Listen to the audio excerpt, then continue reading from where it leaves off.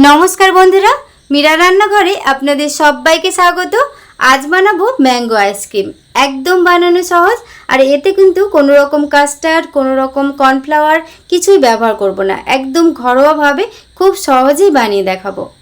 कड़ाइयेर मध्य दिये देबो लिकुइड दूध 500 ग्राम। এই দুধটা কিন্তু আমি আগে থেকে জাল করে একটু ঘন করে নিয়েছিলাম। এবার এর মধ্যে দিয়ে দেব 2 চামচ গুঁড়ো দুধ। আমি গুঁড়ো দুধের পরিমাণটা কমিয়ে রাখলাম, যেহেতু আমি লিকুইড দুধটা একটু ফুটিয়ে ঘন করে নিয়েছি তার জন্য একটু কমিয়ে রাখলাম, আপনারা বাড়িয়ে নিতে পারেন। তারপরে এর স্বাদ বাড়ানোর জন্য দিয়ে দেব এলাচ গুঁড়ো, দিয়ে ভালো করে মিশিয়ে নিচ্ছি। এবার দুধটা আমি ফুটতে দেব। দুধটা যখন ফুটে আসবে এর মধ্যে দিয়ে দেব চিনি। চিনিটা আপনাদের স্বাদ মতো দেবেন, মানে চিনিটা একটু বাড়িয়েও নিতে পারেন কমিয়েও নিতে পারেন। তারপর ভালো করে মিশিয়ে নিচ্ছি, হাই ফ্লেমে ফুটিয়ে একটু ঘন করে নিচ্ছি।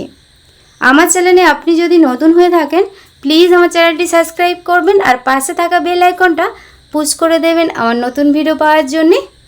ফুটতে ফুটতে দেখুন কতটা ঘন হয়ে গেছে।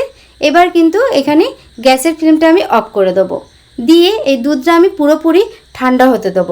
নামিয়ে নিচ্ছি। যেহেতু এটা ম্যাঙ্গো আইসক্রিম তার জন্য আম তো লাগবে, এখানে একটা বড় সাইজের আম নিয়েছি। এবার আমটা আমি কেটে নিচ্ছি, কেটে এর পাল্পটা আমি বের করে নেব।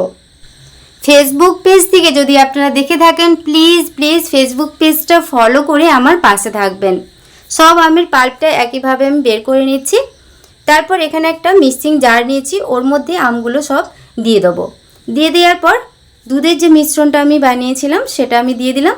এবার এটাকে চাপা দিয়ে গ্রাইন্ড করে নিচ্ছি। আইসক্রিমটা জমানোর জন্য এখানে একটা গোল পাত্র নিয়েছি, আপনারা যে কোনো মোল্ডও নিতে পারেন। তারপর আম আর দুধের পাল্পটা আমি দিয়ে দিচ্ছি, মানে মিশ্রণটা যেটা গ্রাইন্ড করে নিয়েছি। তারপর ওপর দিয়ে কয়েকটা আমের টুকরো এভাবে সাজিয়ে নিচ্ছি।